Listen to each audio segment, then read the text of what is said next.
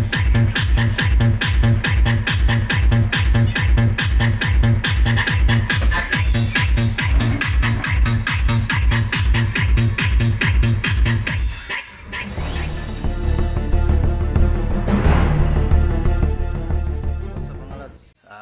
back sa ating munting channel.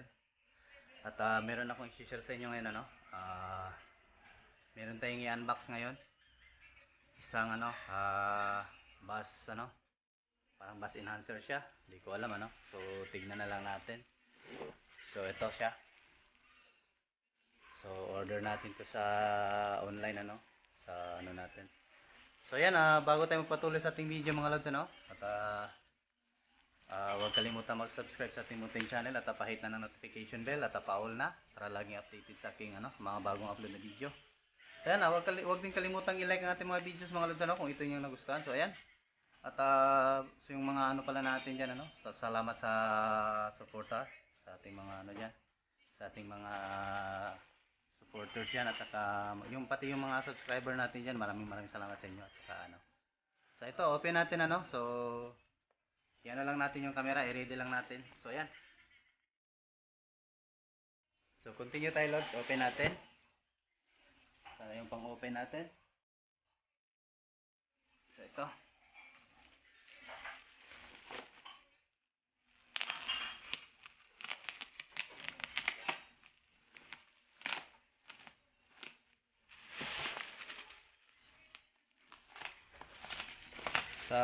So bali apat na araw lang pala to lods So galing to Manila Manila to Zamboanga.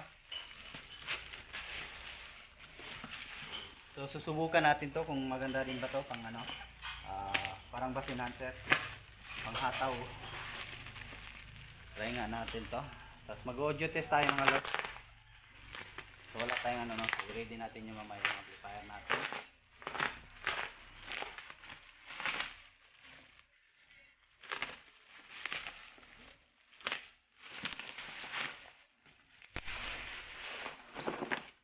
So ayan.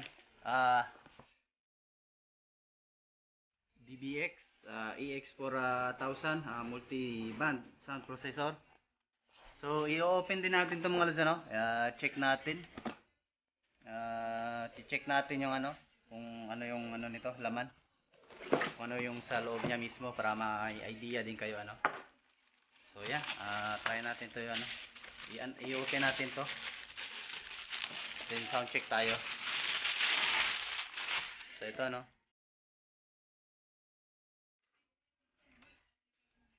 So yan. Focus natin. So yan.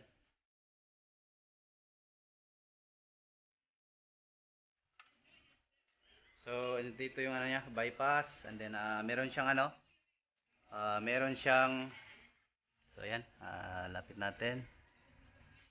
So meron siyang channel 1 at saka channel 2. So, yung switch niya, phase yung sa niya.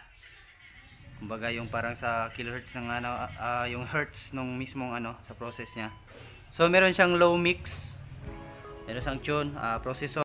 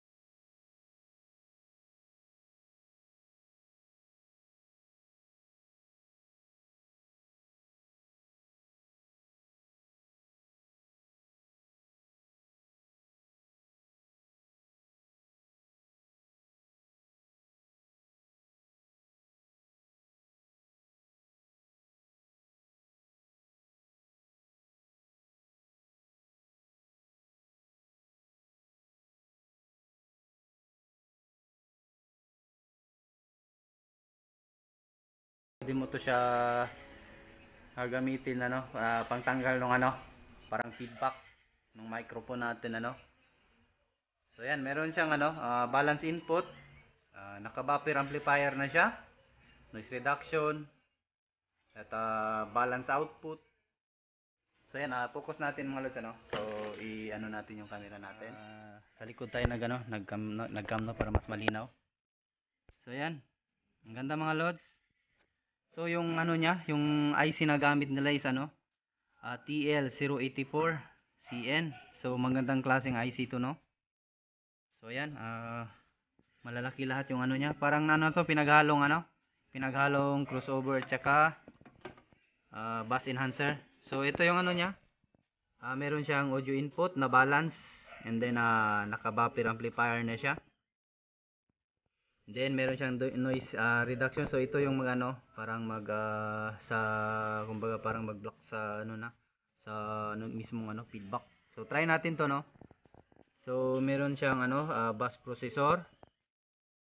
And then meron siyang low mix So nakakunik lang siya dito sa sa processor. So ito na yung mini-min niya. Yung ito yung mga switch. So X-over niya. So meron siyang sub X-over, balance output. Maganda mga lods. So naka-regulate yung yung mismong supply nung sa circuit board nung natin. So ayan, DBX. Meron siyang channel 1, bypass, channel 2. Exciter to siya mga lods yung model niya EX4000 exciter unit. So try natin to mga lods. Audio test tayo kung maganda ba to, kung nakakadagdag pugi ba to sa audio natin. So yan, maganda mga lods sulit na sa binili mong sa price niya mismo. So yan. So transformer type siya, hindi kagaya ng ibang yung parang yung power supply ng yung sa mga DVD. So ito naka transformer type siya. So ayan, continue tayo mga lods. Audio test tayo. I-close ko muna ulit. So ayan, ito yung niya, kasama sa niya sa loob. So pati yung manual natin. So dito. So ayan, audio test na tayo.